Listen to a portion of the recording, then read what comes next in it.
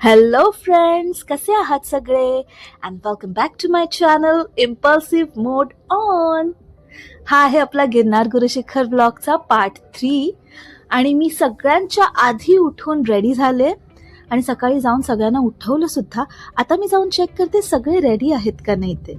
अजून चॅनलला सबस्क्राईब नाही केलं ना, करा ना, आणि बेल आयकन सुद्धा प्रेस करायला विसरू नका हा. चला, सगळे रेडी आहेत आणि आता आपण थोड्याच वेळात निघतोय. खूप उत्सुकता आहे, खूप एक्साइटमेंट आहे. गुरुशिखर बघणार आहोत आज. आपली छोटीशी यात्री सगळ्यात आधी रेडी आणि सगळे छान दिसत आहेत आज. असं वाटतंय कुठल्या तरी मोठ्या उत्सवाला निघालोय. खूप छान वाटतंय.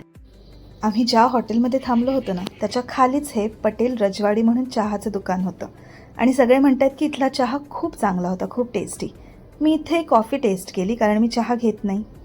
बाकी मी, ताई आणि शिवा आम्ही काहीच घेणार नव्हतो जोपर्यंत गुरुशिखरचं दर्शन होत नाही. हे बघा, इथे चहावरती चर्चा सुद्धा रंगली.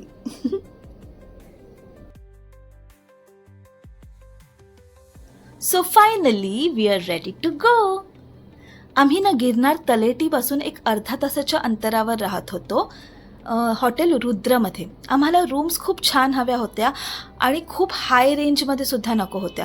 तर हे जे समीकरण आहे ना, ते आम्हाला इथे हॉटेल रुद्रमध्ये मिळालं, म्हणून आम्ही पटकन बुक करून टाकल्या. आणि आम्ही उडान खटोलाचं म्हणजे केबल कारचं बुकिंग ऑनलाईन केलं होतं घरातून निघण्यापूर्वीच. तर त्याचा आम्हाला 8 ते 9चा स्लॉट मिळाला होता, पण त्यासाठी सुद्धा चिक्कार लाईन असते. तलेटीला जाताना आजूबाजूला खूप सुंदर सुंदर मंदिरं दिसली. आता आम्ही चाललोय उडण खटोल्याच्या लाईनमध्ये उभं राहण्यासाठी. इथे आल्यावर तुम्हाला 2 लाईन्स दिसतील. एक line he on the spot ticket बुकिंगसाठी असते आणि दुसरी लाईन ही ऑनलाईनवाल्यांसाठी असते. म्हणजे तुम्ही इथे येण्यापूर्वी घरातनं निघतानाच जर ऑनलाईन स्लॉट बुक केला असेल तर तुम्हाला दुसरीवाली लाईन लावावी लागते. आणि मला असं वाटतं की ऑनलाईन तिकीट बुक केलेलंच बरं असतं, कारण की त्यांना एक बेनिफिट मिळतो, ऑनलाईनची लाईन जरा लवकर आत सोडतात. पण इथे केबल कार पहिली 7 वाजता सुरू होते, म्हणजे जो पहिला स्लॉट आहे तो 7 ते 8चा असल्यामुळे लाईन इथे फार आधीपासून लागते. त्यामुळे ही अशी लांबलचक लाईन बनलेली असते, जशी तुम्हाला दिसते. आमचा 8 ते 9चा स्लॉट होता, पण आम्ही जर लवकर आलो असतो ना तर कदाचित मला वाटतं आम्हाला पुढे उभं राहता आलं असतं. आणि ते बघा उडण खटोला, ते बघा दिसले उडण खटोला, केबल कार्स. आणि इतकं छान वाटतंय ना हे सगळं बघून. म्हणजे केबल कारमध्ये जर तुम्ही आधी बसला नसाल ना तर हा एक्सपिरियन्ससुद्धा तुमच्यासाठी असा वेगळाच असणार आहे. कारण मला वाटतं 7 का 9 मिनटं लागतात ते डिस्टन्स पार व्हायला. इथे आपल्या तिकीट्सची चेकिंग होते, तुमच्या नावावर किती तिकीट्स आहेत आणि कोण कोण तुमच्याबरोबर आहेत त्यानुसार. जर तुम्ही उडण खटोलाने प्रवास करताय तर त्यामध्ये प्लॅस्टिक बॉटल्स अलाउड नाही आहेत. त्यामुळे पाण्यासाठी तुम्हाला मेटल बॉटल्स कॅरी कराव्या लागतील, कारण वरती तुम्हाला बिस्लेरी वगैरे असं काही मिळत नाही, म्हणून स्वतःचंच पाणी नेलेलं बरं असतं. आणि खाण्याचेही कुठलेच पदार्थ वर अलाउड नाही आहेत. चॉकलेट्स वगैरे असतील छोटे तर तुम्ही ते नेऊ शकता, किंवा चिरीमिरी पदार्थ असतील चिकी वगैरे तर ते पेपरमध्ये बांधून देतात. त्या व्यतिरिक्त तुम्हाला काहीच अलाउड नाही आहे. सगळ्यांच्या चेहऱ्यावर असे मिक्स्ड एक्सप्रेशन्स दिसतात की एक्सायटेड पण आहेत, घाई लागले, कधी एकदाची लाईन जाते, खूपच एक्साइटमेंट आहे. आणि बोर झाले, झोप आली आहे, चला लवकर आता, कधी एकदाची लाईन सरकतीये.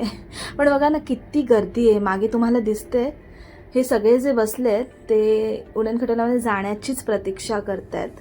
आज खरंच खूप गर्दी आहे. मला वाटतं या सगळ्यांच्या नंतरच आमचा नंबर येईल, आय गेस. चला, मागची लाईन रिकामी झाली, आता यानंतर आमचाच नंबर असेल. आणि तुम्हाला वॉशरूमला वगैरे जाऊन यायचं असेल तर हीच जागा बेस्ट आहे. अंबाजी माता मंदिर नंतर तुम्हाला कुठेच वॉशरूम आणि खाण्याचे पदार्थ मिळत नाहीत.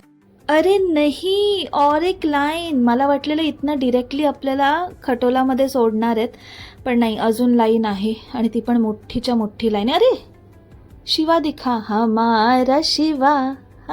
हा पुढेच आहे, कारण ना आम्ही काय केलं आहे माहिती आहे का, इकडे लहान मुलांना हाईटनुसार तिकीट देतात, एजनुसार नाही. आम्हाला वाटलेलं एजनुसार आहे म्हणून आम्ही आमच्या छोट्या पृथाचं हाफ तिकीट घेतलं होतं, पण मग त्यांनी सांगितलं की नाही, एक स्पेसिफिक हाईट अलाउड आहे आणि तिची ना त्यावर जात होती.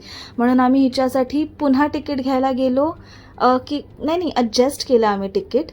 आणि दुसरे जे एक होते त्यांच्याकडे एक एक्स्ट्रा तिकीट होतं, म्हणून शिवाला आम्ही त्यांच्यामध्ये पाठवलं आणि म्हणून शिवा आमच्या पुढे पुढे आहे, हमारा शिवा.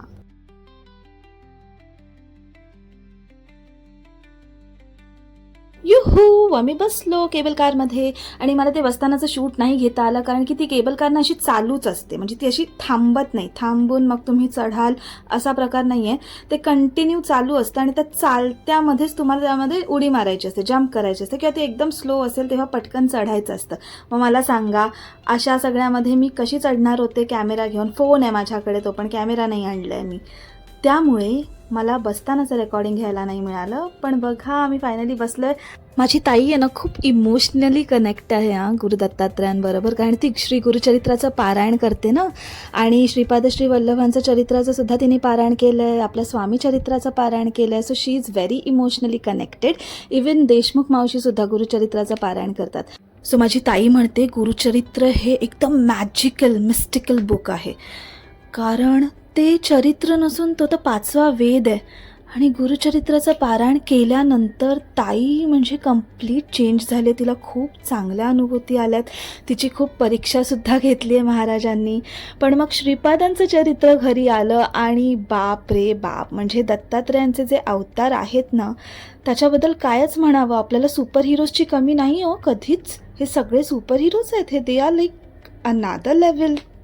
किती ब्लेस्ड आहोत ना आपण, हे सगळं आपल्या लाईफमध्ये आहे. And thanks to my mom a lot, कारण की तिच्यामुळे हे सगळं आम्हाला इंट्रोड्यूस होतं. माझी आई आहे ना, आई नसती तर मग हे सगळं आम्हाला काहीच नाही, एकदम आवली कार्ट्या असतो आम्ही, पण आईमुळे या सगळ्याची आवड लागली, स्पिरिच्युअलिटीमध्ये आहोत. आणि खरंच हे डिमेन्शन आहे ना, हे डिमेन्शन इतकं एक्साइटमेंटने भरलेलं आहे ना, खरंच. म्हणजे ज्यांना या सगळ्याची आवड नाही आहे, मी त्याबद्दल काहीच म्हणू शकत नाही. पण ते बघा, जे लोक 10,000 पायऱ्या चढतात ना, ते बघा दिसत आहेत. माझी खूप जास्त इच्छा होती 10,000 स्टेप्स चढायची, पण आमच्याबरोबर काही लोक येणार होते, त्यांना ऑफिसमुळे सुट्टी त्यांची ॲडजस्ट झाली नाही.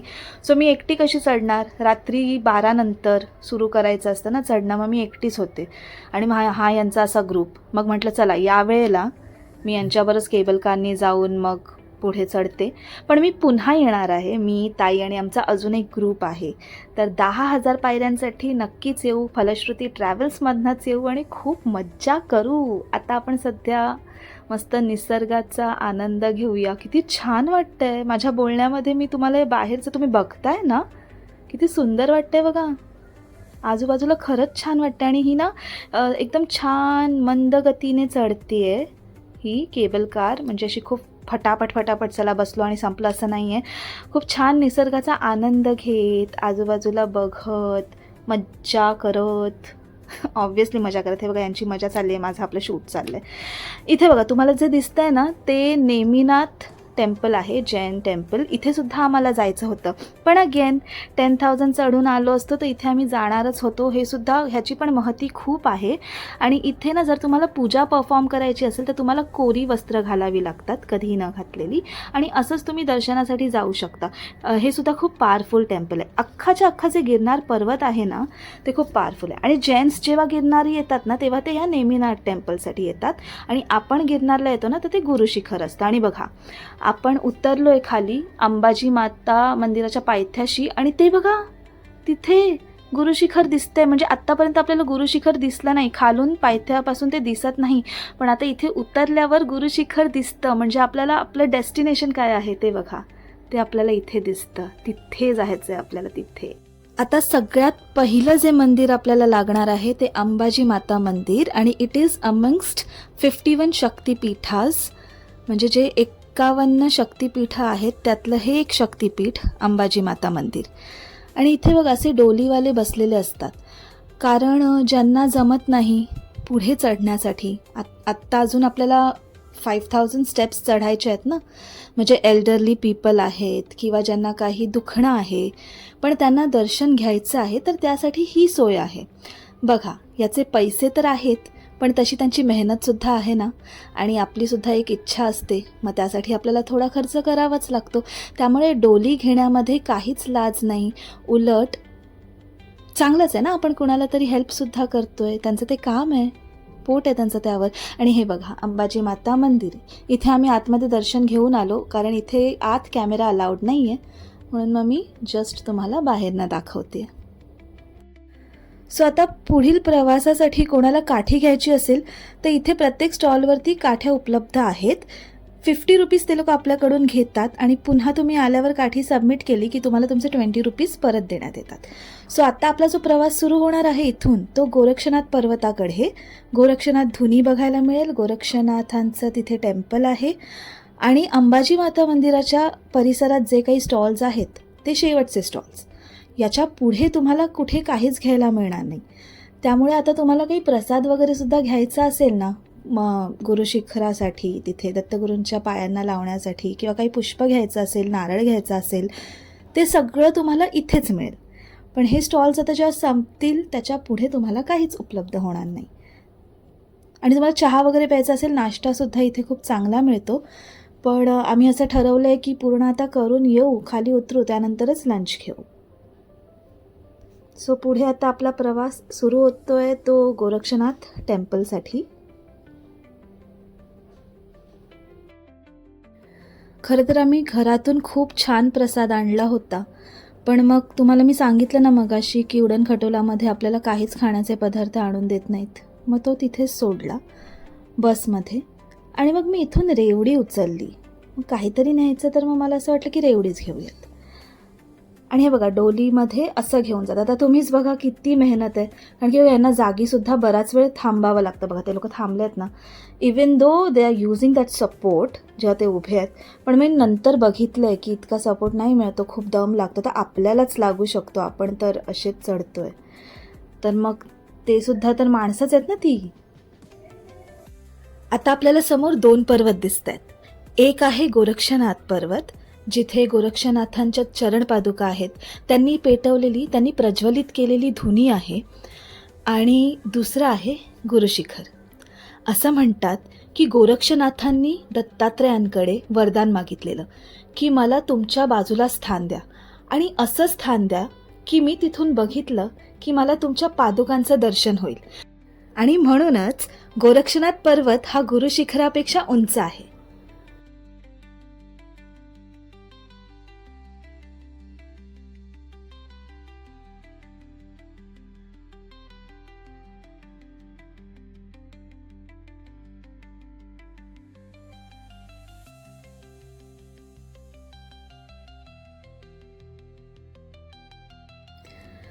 अशी मध्ये शेड आली ना की इतकं बरं वाटायचं, कारण की प्रचंड ऊन आहे.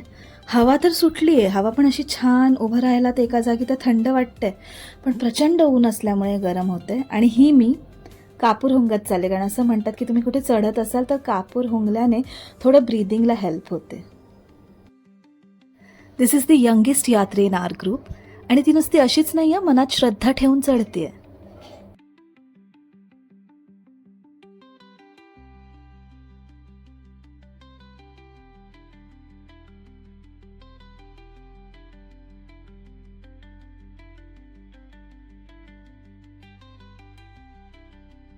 आत्ता आम्ही असे सगळे चढताना पुढे मागे झालो होतो, कोणी पुढे गेलं, कोणी मागे होतं. ताईला तर सगळ्यांकडे बघत चढावं लागत होतं, सगळ्यांना एकत्र घेऊन. म्हणून मी मागे वळून बघितलं की आमच्यातलं कोणी दिसतंय का, तर मला दिसला हमारा शिवा. शिवाबरोबर खूप मस्ती केली आहे, खूप मस्ती केली आहे, मज्जा आली. पण यानंतर आम्ही गोरक्षनाथ टेम्पलमध्ये पोहोचलो. तिथे दर्शन झालं, धुनीचं दर्शन झालं, त्यानंतर पादुकांचं दर्शन झालं. पण मी ते रेकॉर्ड करू शकले नाही, कारण की पृथाला जरा बरं वाटत नव्हतं, तर माझं शूट पण तिथे झालं नाही.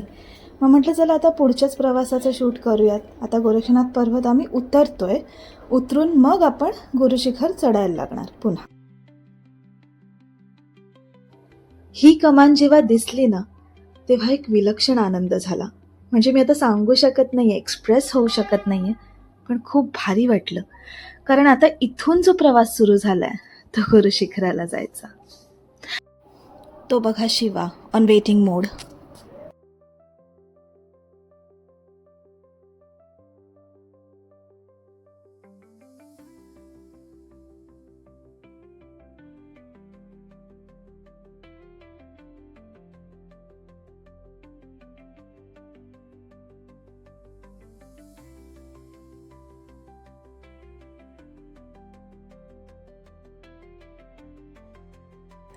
ज्याप्रमाणे फुलांची सुंदर माळ दिसते ना, तसेच हे सगळे दत्तभक्त दिसत आहेत आणि सगळ्यांच्या मनात, सगळ्यांच्या मुखात एकच नामस्मरण सुरू आहे, दिगंबरा दिगंबरा श्रीपाद वल्लभ दिगंबरा. दत्तगुरूंचे नाम स्मरा. आता गुरुमंदिर खूप जवळ आलं होतं, ते थेट दृष्टीस पडत होतं आणि यापुढे मला शूट करता आलं नाही, कारण की इतकी जास्त गर्दी होती की फोन बाहेर काढणं अशक्य आणि आतमध्ये तिथे अलाउडसुद्धा नाही आहे. पण माझं दर्शन इतकं सुंदररित्या झालं की तोच भाव घेऊन मी कधी उतरले हे मला कळलं नाही. त्यानंतर मी थेट कमंडलू तीर्थात गेले, तिथे दत्तधुनीचं दर्शन घेतलं, तिथला प्रसाद घेतला आणि तिथलं सुंदर तीर्थ म्हणजे अमृतच जणू ते तीर्थ घेतलं, हायसं वाटलं. आणि मी खूप नशीबवान आहे की मला दत्तधुनी दिसली, कारण एव्हाना ती पेटून विझते पण मला तो अंगार दिसला. आणि आत्ता प्रवास सुरू झाला तो परतीचा, म्हणजे पुन्हा गोरक्षनाथ पर्वत चढून मग तो उतरून अंबाजी माता मंदिर आणि मग त्यानंतर आम्ही बसणार होतो कुठे, बरोबर केबल कार. हे बघा बसलो केबल कारमध्ये आणि आमचं हे गुरुशिखर दर्शन अगदी मनासारखं झालं. दत्तगुरूंनी कधी बोलवलं, कधी वर नेलं आणि कधी इतकं सुंदर दर्शन दिलं ते कळलंच नाही. आणि खूप खूप खूप मी नतमस्तक आहे दत्तगुरूंच्या चरणी आणि I am so thankful to lord Shiva, Dattatreya, Shripad Shrivallabh. आणि मी माझ्या आईच्या चरणीसुद्धा नतमस्तक आहे आणि मी माझ्या बहिणीच्या चरणीसुद्धा नतमस्तक आहे, कारण तिच्यामुळे मला आज ही वारी घडली. आणि गिरनार वारी घडणं हे सोपं नाही हो, खूपच म्हणजे नशिबात असायला लागतं. ते बोलावणं असतं, ते आलं आणि ते कोणा ना कोणाच्या मार्फत येतं. कधी विचार केला नव्हता गिरनार जाईन, गिरनार चढेन, अचानक भयानक ठरलं. फलश्रुती ट्रॅव्हल्सचे खूप खूप उपकार. जरी माझ्या बहिणीचं असलं ना तरी तिच्यामुळे आणि फलश्रुती ट्रॅव्हल्समुळे माझं दर्शन खूप सुखद झालं आणि मला खूप बरं वाटतं आहे. आणि बघा आता आम्ही कसे करपलेले दिसू तुम्हाला, म्हणजे इतक्या उन्हामध्ये फिरून आम्ही अक्षरशः करपलो आहे. सगळेच हाल बेहाल झाले आहेत. पण खूप मज्जा आली, खूप जास्त मज्जा आली. पुन्हा मी उतरतानाचा व्हिडिओ केला नाही आहे केबल कारमधून, कारण पुन्हा तेच आहे, ती चालूच असते आणि त्या चालत्या केबल कारमधून तुम्हाला उतरायचं असतं. मग मला ते फोन हँडल करणं इझी नाही वाटलं. पण एकंदरीत मजा आली. आणि हा व्लॉग तुम्हाला कसा वाटला हे आम्हाला नक्की कळवा, कारण हा आपल्या गिरनार गुरुशिखर व्लॉगचा 3rd पार्ट होता, जो ॲक्च्युली मेन पार्ट होता, ज्यामध्ये खूप मजा आली. मला खूप छान दर्शन झालं. गोरक्षनाथ धुनीचंसुद्धा मला खूप सुंदररित्या दर्शन झालं. आणि तुम्हालासुद्धा फलश्रुतीमधून कुठली ट्रिप करायची असेल तर तुम्ही या दिलेल्या मेलवरती आमच्याशी संपर्क करू शकता. आणि पुढची ट्रिप कुठली आहे ती मी इथे मेन्शन केली आहे, त्यामुळे तुम्ही नक्की संपर्क करा आणि भेटूया पुढच्या व्लॉगमध्ये. Bye, take care. चॅनलला लाईक करायला, शेअर करायला आणि सबस्क्राईब करायला विसरू नका. Stay tune for more such videos. Bye, take care.